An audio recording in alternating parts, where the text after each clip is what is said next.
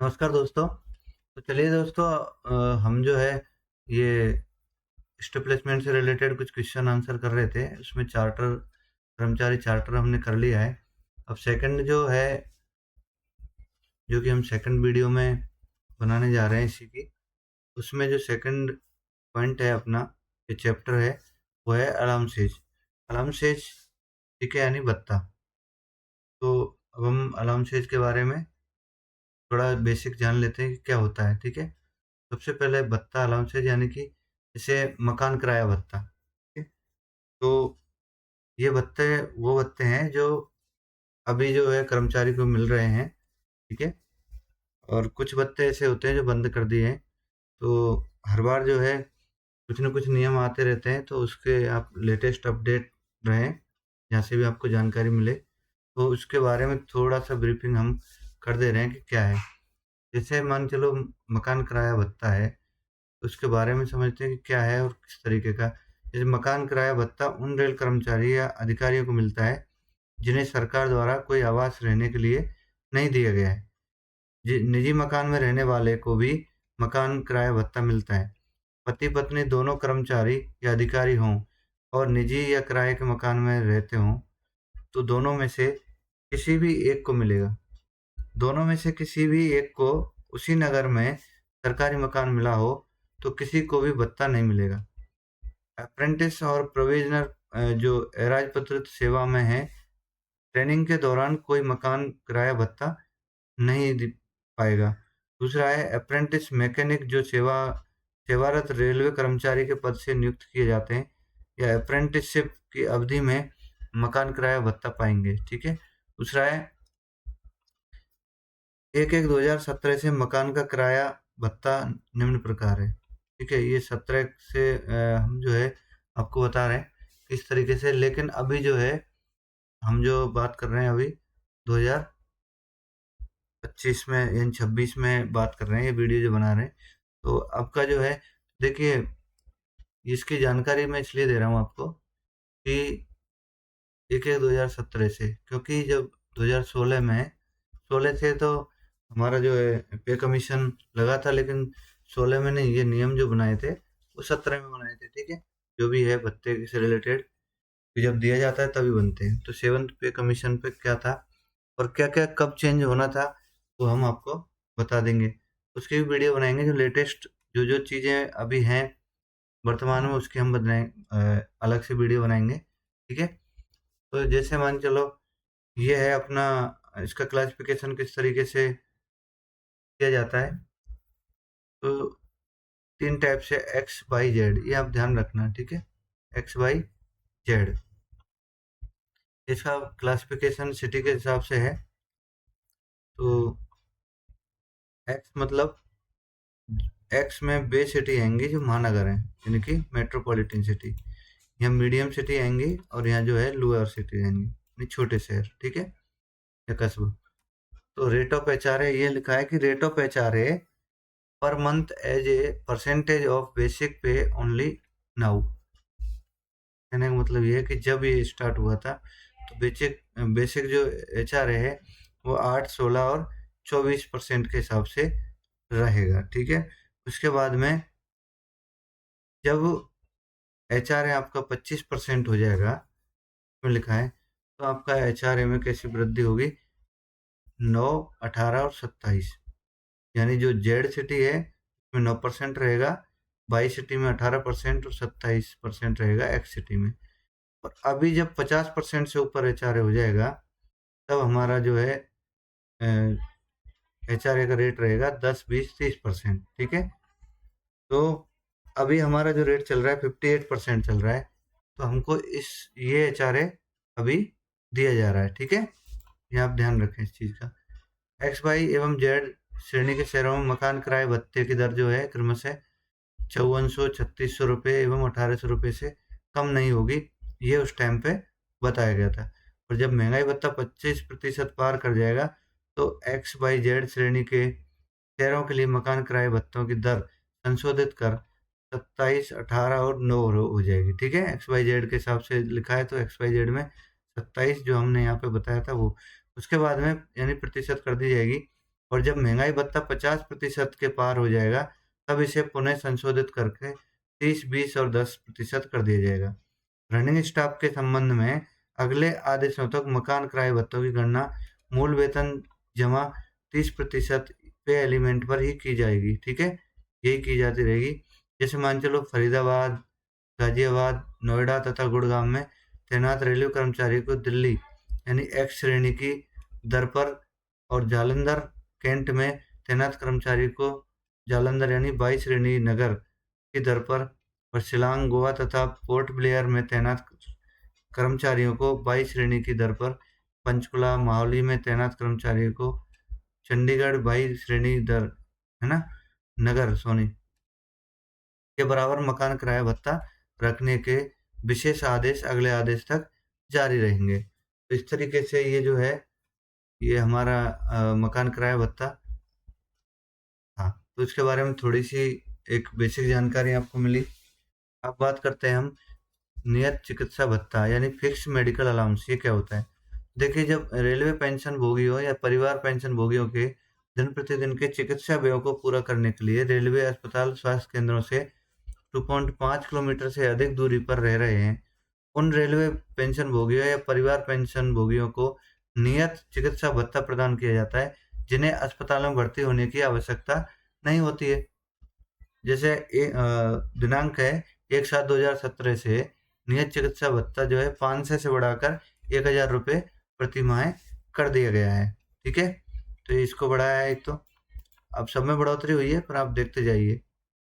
फिर है परिवहन भत्ता एंड ट्रांसपोर्ट अलाउंस। देखिए, ये भत्ता उन कर्मचारी या अधिकारियों के अलावा जिन्हें सरकारी परिवहन की सुविधा प्रदान की जाती है, सभी कर्मचारी अधिकारी को देय होगा। इस भत्ते की दर 1/7/2017 से निम्न प्रकार है। तो जब एक यहाँ से जब चालू हुआ था 7th पे कमीशन, जब से ये निकला था तब की ये दर बता रहे हैं। लेकिन आप अभी आप देख सकते हैं, ठीक है? कि ये रहेंगी उस टाइम की, ठीक है? तो उस हिसाब से जो भी चेंजेज़ हुए हैं, वो आप देख लेना। और उस टाइम पे जो है दरें ये थी, यानी कि लेवल 9 से ऊपर की बात करें, A1 या वर्ग शहर में ₹7200 और अन्य में 3600 थी। 3 से 8 तक 3600 और 1800 थी और 1-2 लेवल में 3600 और 1800, है ना? अब यहाँ लिखा है जो ₹24,200 या इससे अधिक वेतन ले रहे हैं उनके लिए, और 1-2 में अगर जो 24,200 से कम प्राप्त कर रहे हैं उनको 1350 और 900 अन्य स्थान पर। तो ये था। तो ये क्या है, ये उन रेल सेवकों को ये भत्ता प्रदान नहीं किया जाएगा जिन्हें सरकारी वाहन की सुविधा प्रदान की गई है। शारीरिक रूप से जैसे विकलांग कर्मचारी सामान्य दरों से दुगनी दरों पर इस भत्ते को लेते रहेंगे। तथापि शारीरिक रूप से विकलांग कर्मचारियों के मामले में परिवहन भत्ता किसी भी सूरत में ₹2250 प्रति माह जमा महँगाई भत्ते की ग्राह्य दर से कम नहीं होगा। लेवल 14 और उससे ऊपर के अधिकारी जो सरकारी कार के उपयोग करके जो यानी उपयोग के हकदार हैं, उन्हें यह भत्ता तभी स्वीकृत किया जाएगा जब वे आवास और कार्यालय के बीच यात्रा के लिए सरकारी कार का उपयोग छोड़ दें। उन्हें ₹15,750 प्रति माह की उच्च दर पर परिवहन भत्ता जमा यानी महँगाई भत्ता प्राप्त करेंगे। निम्नलिखित परिस्थितियों में परिवहन भत्ता दें, जैसे अवकाश के दौरान। उस कैलेंडर माह के लिए ये भत्ता स्वीकार्य नहीं होगा जिसमें पूरे माह में छुट्टी ली गई हो। पहली बात तो ये है कि आपको जो ये मिलता है ना? ट्रांसपोर्ट अलाउंस, है ना? तो ये जो है आपको जब पूरे कैलेंडर माह में अगर आप एब्सेंट रहते हैं, तब आपको नहीं मिलेगा। दूसरा है विदेश में प्रतिनियुक्ति के दौरान ये भत्ता प्रदान नहीं किया जाएगा। दौरे के दौरान यदि कोई रेल कर्मचारी दौरे में होने के कारण पूरे कैलेंडर माह में मुख्यालय या तैनाती के स्थान से बाहर रहता है, तो वह उस कैलेंडर माह के लिए यात्रा भत्ते का पात्र नहीं होगा, ठीक है? यदि मुख्यालय से बाहर रहने की यह अवधि पूरा महीना न हो तो यात्रा पूरे माह प्रदान किया जाएगा, पूरे महीने का दिया जाएगा, ठीक है? फिर ऐसे प्रशिक्षण के दौरान जिन्हें ड्यूटी माना जाता है, यदि प्रशिक्षण संस्थान जाने के लिए यात्रा सुविधा, यात्रा भत्ता, दैनिक भत्ता नहीं दिया जाता है, तो ऐसे प्रशिक्षण के दौरान ये भत्ता दिया जाए, ठीक है? प्रशिक्षण पाठ्यक्रम के दौरान सरकारी दौरे पर ये भत्ता प्रदान नहीं किया जाएगा, यदि दौरे की अवधि पूरे कैलेंडर माह को कवर करती हो। ठीक है?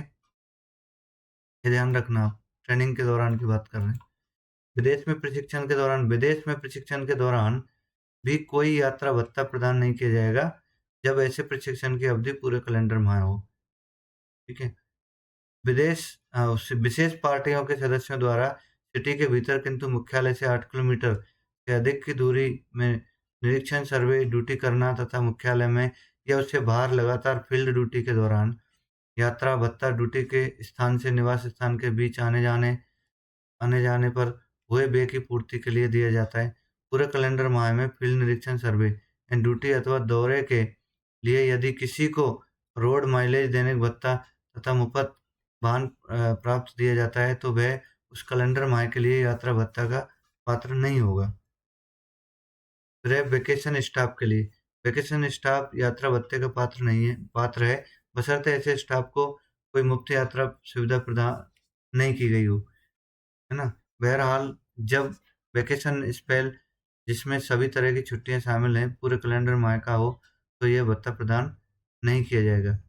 फिर है निलंबन के दौरान, क्योंकि निलंबित रेल कर्मचारी को कार्यालय आने की आवश्यकता नहीं होती है, इसलिए वह ऐसी स्थिति में निलंबन के दौरान यात्रा भत्ता का पात्र नहीं है।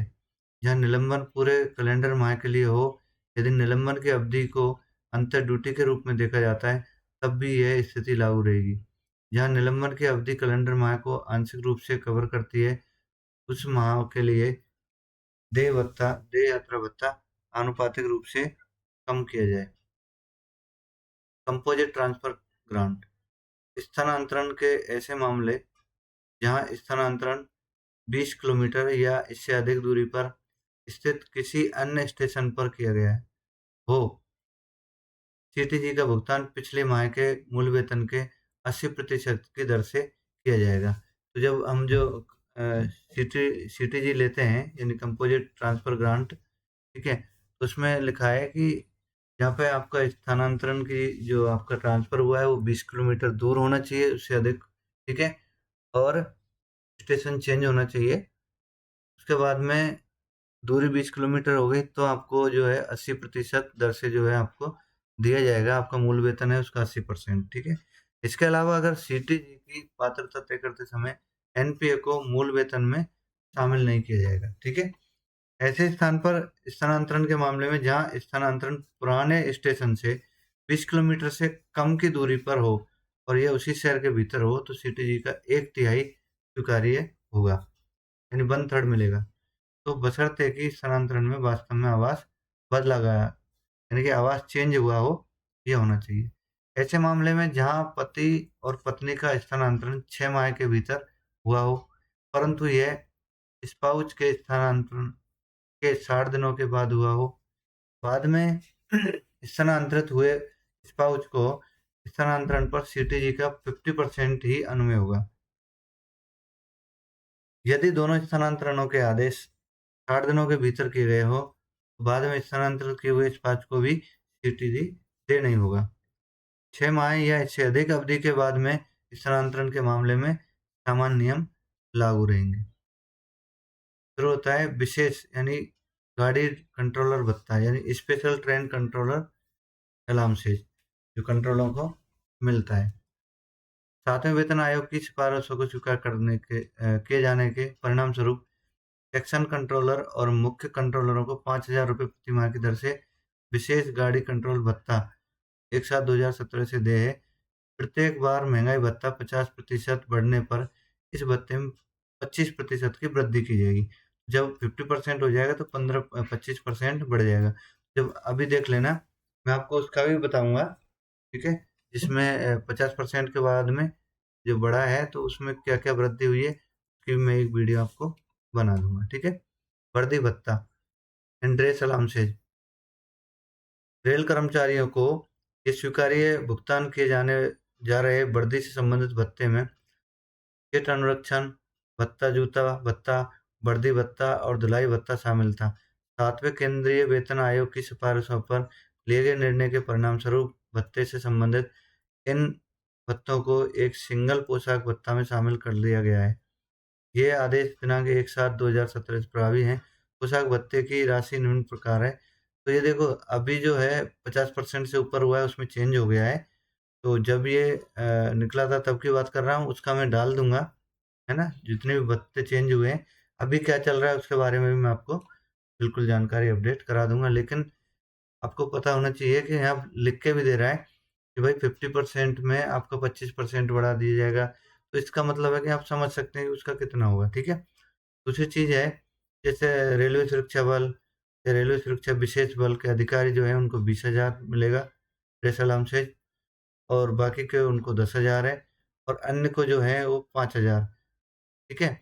लेकिन अभी 50% कर दिया है, तो अभी जो भत्ता मिलता है वो ज़्यादा मिलता है, ठीक है? तो ध्यान रखना, सब चेंज हो गए हैं। तो यहाँ पे लिखा हुआ है, ठीक है? क्या लिखा है कि पोशाक भत्ते की राशि वर्ष में एक बार जुलाई माह में सीधे पात्र कर्मचारियों के वेतन खाते में जमा की जाएगी और प्रत्येक माह महँगाई भत्ता 50% बढ़ जाने पर, देखो लिखा है स्पष्ट में कि 50% अगर बढ़ जाएगा, इस स्थिति में जो है 25% की वृद्धि होगी, ठीक है? और ये जो है सब पीएस नंबर है, ठीक है दोस्तों? चलिए। हुँ, नेक्स्ट है रनिंग कर्मचारियों को अतिरिक्त भत्ता। तो रनिंग कर्मचारियों को क्या-क्या अतिरिक्त भत्ता मिलते हैं? Special running staff allowances, additional allowances. 7वें वेतन आयोग की सिफारिशों के अनुसार 1/7/2017 से निम्नलिखित रनिंग कर्मचारी को निम्नलिखित दरों पर अतिरिक्त भत्ता देय है। जैसे लोको पायलट मेल एक्सप्रेस है तो उसको 2250। तो देखिए, ये जो है आप स्क्रीन पे देख लीजिए, मैं पढ़ नहीं रहा हूँ। उसके बाद में यहाँ लिखा है कि इस भत्ते पर महँगाई भत्ता देय होता है, ठीक है? और ये मेन चीज़ ये है, पेंशन बहाल या पेंशन संबंधित लाभों के लिए इसकी गणना नहीं की जाती है, ये आप ध्यान रखना। उसके बाद में है कंटीजेंट अटेंडेंस, है ना? अलाउंसेज यानी कि शत परिचर भत्ता। ये भत्ता उन पेंशन भोगियों को प्रदान किया जाता है जो केंद्रीय सिविल सेवा यानी असाधारण पेंशन नियमावली 1939 के तहत 100% निःशक्तता यानी जहाँ एक व्यक्ति अपने प्रतिदिन के क्रियाकलाप के लिए पूरी तरह से किसी और पर निर्भर है, के साथ निःशक्तता पेंशन पर सेवानिवृत्त हुए हैं। ये 1/7/2017 से ये सतत परिचर भत्ता को मौजूद ₹45 से बढ़ाकर 6750 कर दिया है, ठीक है? कुछ फिक्स भत्ते हैं जो फिक्स ही रहेंगे और जिनको बढ़ाना है उसमें लिखा है भाई ये इतने परसेंट दिए होने पर ये जो है आपका भत्ता इतना परसेंट बढ़ा दिया जाएगा। और जैसे ब्रेकडाउन भत्ता है यानी ब्रेकडाउन अलाउंसेज है, तो देखो रनिंग शेडो और कैरेज एंड वैगन डिपो में नियुक्त अराजपत्रित रेल सेवक तथा पे मैट्रिक्स लेवल 6 में ग्रेड पे 4200 और अधिक तक के पद वाले पर्यवेक्षीय कर्मचारियों सहित राहत यान बिजली कर्मचारी जो ब्रेक डाउन ड्यूटी करने के लिए निर्धारित हैं, carriage and wagon loco running shed या बिजली राहत यान के पर्यवेक्षक प्रभारी को छोड़कर, है ना? तो 1/7/2017 से निम्नलिखित ब्रेक डाउन अलाउंसेज अनुमत हैं। तो ये हैं, तो ये बढ़ा दिए गए हैं दोस्तों, आप इसको देख लेना।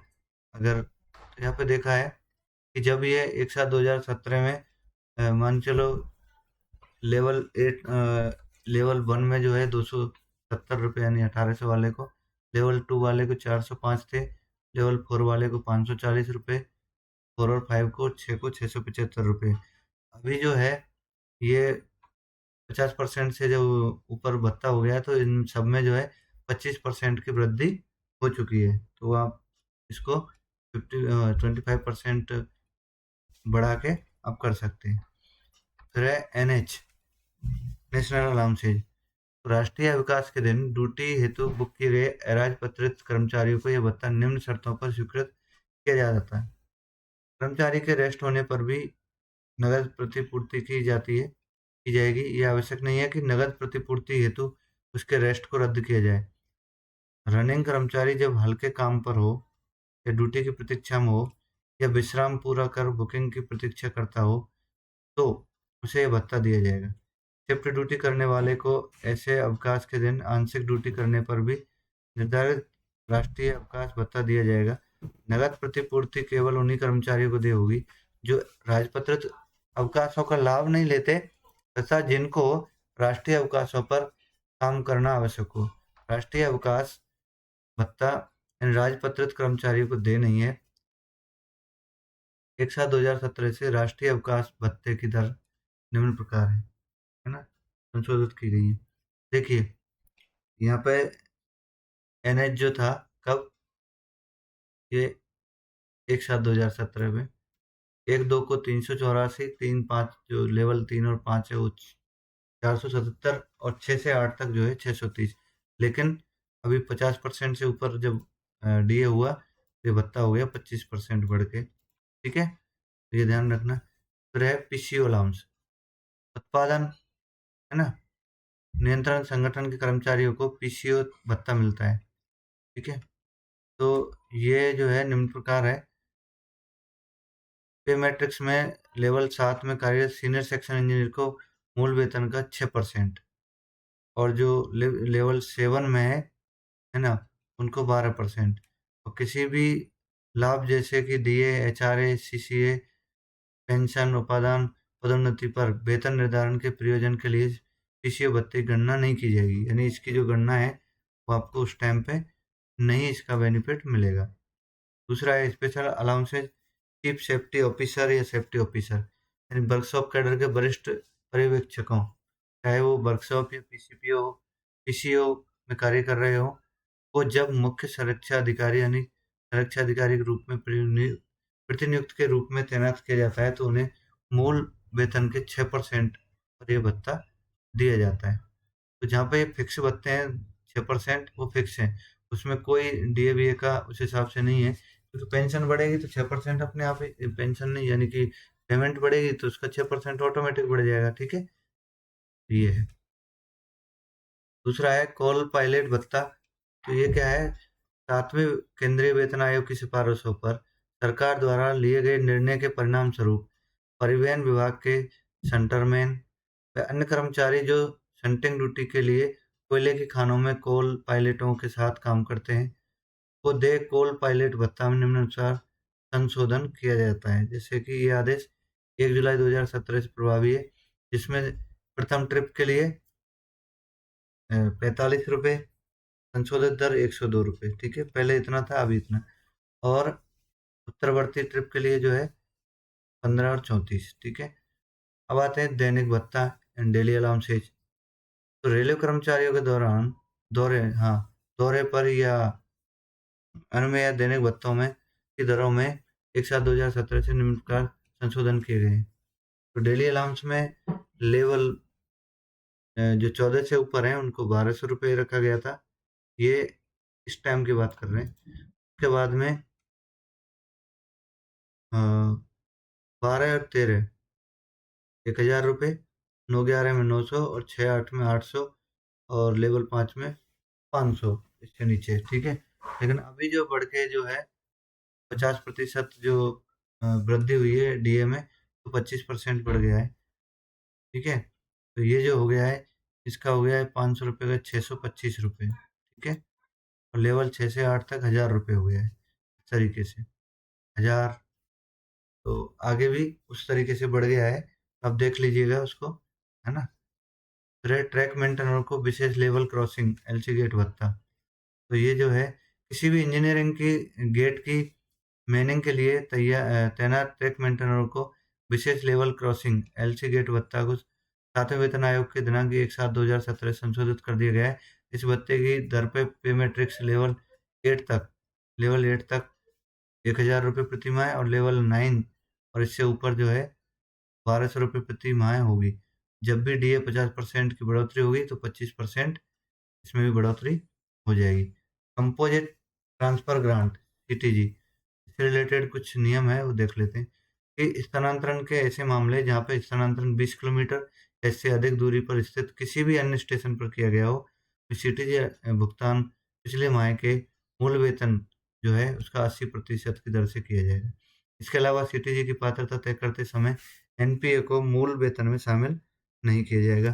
तो ऐसे स्थान पर स्थानांतरण के मामलों में जहाँ स्थानांतरण पुराने स्टेशन से 20 किलोमीटर से कम दूरी पर हो और यह उसी शहर के भीतर हो, तो सीटीजी का 1 तिहाई स्वीकार्य होगा, बशर्ते कि स्थानांतरण में वास्तव में आवास बदला गया हो।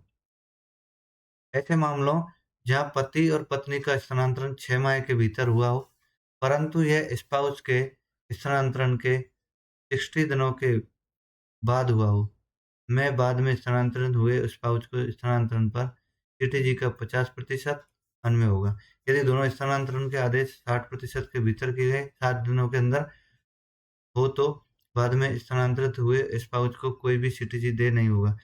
6 माह या इससे अधिक अवधि के बाद हुए स्थानांतरण के मामले में मौजूदा प्रावधान लागू रहेंगे। दिव्यांग महिलाओं के लिए बच्चों की देखभाल हेतु विशेष भत्ता। जो दिव्यांग महिला है, उनके बच्चों को देखभाल के लिए कुछ भत्ता दिया जाता है, तो वो क्या है वो देख लेते हैं। दिव्यांग महिलाओं को विशेषकर ऐसी स्थिति में जब उनके बच्चे छोटे हों और दिव्यांग हों, अतिरिक्त लाभ प्रदान करने हेतु 7वें वेतन आयोग द्वारा की गई सिफारिशों पर सरकार द्वारा लिए गए निर्णय के परिणामस्वरूप राष्ट्रपति निम्नलिखित निर्देश जारी करते हैं। दिव्यांग महिलाओं को बच्चे की देखभाल हेतु विशेष भत्ते के रूप में प्रतिमाह 3000 रुपये भुगतान किया जाएगा। यह भत्ता बच्चे के जन्म से उसके 2 वर्ष का होने तक देय होगा। यह यह अधिकतम 2 जीवित बच्चों तक देय होगा। दिव्यांग का अर्थ है न्यूनतम 40% दिव्यांगता वाला व्यक्ति। उपर्युक्त सीमा संशोधित वेतन संरचना में महंगाई भत्ते के 50% तक वृद्धि होने पर स्वतः ही 25% की वृद्धि हो जाएगी, ठीक है? तो ये आदेश जो है एक साथ 2017 से लागू रहेगा। गृह बाल शिक्षा भत्ता, चिल्ड्रन एजुकेशन अलाउंस एक साथ 2019 से 17 से बाल शिक्षा भत्ते की प्रतिपूर्ति हेतु नियत की गई राशि जो है 2250 रुपये प्रति माह थी होगी। छात्रावास सब्सिडी की प्रतिपूर्ति हेतु नियत राशि जो है वो 6750 रुपये प्रति माह। यदि पति-पत्नी दोनों सरकारी कर्मचारी हैं तो उनमें से केवल एक को ही बाल शिक्षा भत्ते के अंतर्गत प्रतिपूर्ति का लाभ उठा सकते हैं। संशोधित वेतन संरचना में प्रत्येक बार महंगाई भत्ते के 50% होने पर उपयुक्त सीमाओं में स्वतः ही 25% की वृद्धि हो जाएगी। दिव्यांग बच्चों के लिए ये भत्ता दोगुना होगा। अधिकतम सीमा 54,000 रुपये है। वित्तीय वर्ष समाप्त होने के पश्चात वर्ष में एक बार प्रतिपूर्ति की जाएगी। बाल शिक्षा भत्ते की प्रतिपूर्ति के लिए उस संस्था यानी जहाँ सरकारी कर्मचारी का बच्चा पढ़ता है के प्रमुख से एक प्रमाण पत्र लेना पर्याप्त होगा। इस प्रमाण पत्र में यह पुष्टि की जानी चाहिए कि पिछले अकादमिक वर्ष के दौरान उस बच्चे ने उस विद्यालय में अध्ययन किया है या छात्रावास सब्सिडी के लिए संस्थान के प्रमुख से एक ऐसा प्रमाण पत्र लेना अनिवार्य होगा जिसमें अतिरिक्त रूप इसका उल्लेख करना अपेक्षित होगा। इस प्रपत्र में सरकारी कर्मचारी का द्वारा आवासीय परिसर में आवास और भोजन के लिए खर्च की गई राशि का उल्लेख किया गया हो। उल्लेखित व्यय की राशि अथवा ऊपर जो है यथा उल्लेखित सीमा जो भी कम हो का भुगतान कर्मचारी को किया जाएगा, ठीक है? फिर है रात्रि ड्यूटी यानी कि नाइट ड्यूटी अलाउंस। ये भत्ता विनिर्दिष्ट कर्मचारियों को रात्रि में 10 बजे से लेकर सुबह के 6 बजे तक वास्तविक रूप से ड्यूटी करने के लिए दिया जाता है। प्रत्येक घंटे की अवधि के लिए 10 मिनट के हिसाब से अ, इसे जो है दिया जाता है। ये भत्ता केवल निम्नलिखित अराजपत्रित कर्मचारियों को दिया जाता है। सभी ग्रुप सी और डी कर्मचारियों को गहन या अब्राह्मी और आवश्यक रूप से ब्राह्मी में वर्गीकृत है। सभी ग्रुप सी और डी कर्मचारी जो वर्कशॉप कर्मचारी और पर्यवेक्षक कर्मचारी जो लगातार शिफ्ट ड्यूटी पर काम कर रहे हों। ग्रुप सी कर्मचारी जो गोपनीय हैसियत से काम कर रहे हों। सभी गैर राजपत्रित अधिकारी जो ग्रेड वेतन 4600 और अधिक पा रहे हों, वे 4600 रुपये पर देय भत्ता पाएँगे। रनिंग कर्मचारी जिनको मुख्यालय से दूर रात्रि ड्यूटी पर लगाया गया है, उन दरों पर जो कि मुख्यालय पर लागू होते हैं। 1 जुलाई 2017 से रात्रि ड्यूटी भत्ते की दर मूल वेतन प्लस महँगाई भत्ता का मतलब महँगाई भत्ता बटे 200 के समान लागू होगा। फिर है प्रैक्टिस बंदी भत्ता, non practice allowances, non practicing allowances. ये जो है डॉक्टरों को दिया जाता है। सातवें केंद्रीय वेतन आयोग की सिफारिशों के आधार पर आईआरएसएम अधिकारियों को मूल वेतन का 20% की दर से एक समान रूप से किया जाएगा, बशर्ते कि मूल वेतन और एनपीए का योग 2,33,000 से अधिक न हो। निम्नलिखित शर्तों के अनुसार इन आदेशों के अंतर्गत एनपीए प्रदान किया जाएगा। संशोधित वेतन संरचना में मूल वेतन का अर्थ पे मैट्रिक्स में निर्धारित लेवल में प्राप्त वेतन होगा। एनपीए को महंगाई भत्ता एवं अन्य भत्तों की गणना के प्रयोजन से वेतन के रूप में माना जाता रहेगा, जिसमें सेवानिवृत्ति लाभ की गणना सहित वे भत्ते शामिल नहीं होंगे, जिसके संबंध में अन्यथा प्रदत्त लागू आदेश शामिल नहीं होंगे। इन आदेशों के अंतर्गत महंगाई भत्ते का अर्थ 7वें केंद्रीय वेतन आयोग के संबंधित वेतन संरचने में समय समय पर केंद्र सरकार द्वारा यह स्वीकृत महंगाई भत्ता होगा। एनपीए उन चिकित्सकीय पदों तक सीमित रहेगा जिसके लिए भारतीय चिकित्सा परिषद अधिनियम 1956 के अंतर्गत अथवा दंत चिकित्सा अधिकारी 1948 के अंतर्गत मान्यता प्राप्त चिकित्सकीय अहर्ताओं को अनिवार्य अहर्ता के रूप में निर्धारित किया गया हो। अभी तक निम्नलिखित शर्तें पूरी की जाएंगी। पद चिकित्सकीय है, पद पूर्णकालिक है, प्राइवेट प्रैक्टिस का काफ़ी असर है और सार्वजनिक हित में प्राइवेट प्रैक्टिस को प्रतिबंधित करना आवश्यक है। एनपीए की संशोधित दरें 1 जुलाई 2017 से लागू होंगी। नोट में लिखा है महंगाई भत्ते, परिवहन भत्ते, दैनिक भत्ते तथा सेवानिवृत्त लाभों सहित अन्य भत्तों की गणना करते समय एनपीए को वेतन के रूप में माना जाएगा। यहाँ पे लिखा है, ठीक है। उसके बाद में आता है नर्सिंग भत्ता। नर्सिंग भत्ता क्या है? रेलवे कर्मचारियों में रेलवे अस्पतालों में कार्यरत और भारतीय नर्सिंग परिषद अधिनियम के अंतर्गत पंजीकृत सभी नर्सिंग कर्मचारियों की सभी कोटियों को 7वें केंद्रीय वेतन आयोग की सिफारिशों के अनुसार 7200 रुपये प्रतिमाह दर से नर्सिंग भत्ता दिया जाता है। नर्सिंग भत्ते को वेतन के भाग के रूप में नहीं माना जाएगा। नर्सिंग भत्ते की यह दर 1/7/2017 से लागू होगी। संशोधित वेतन में देय महंगाई भत्ता बढ़ाकर 50% होने पर प्रत्येक बार नर्सिंग भत्ते दर की 25% वृद्धि की जाएगी। फिर है विशेष ड्यूटी भत्ता यानी स्पेशल ड्यूटी अलाउंसेज।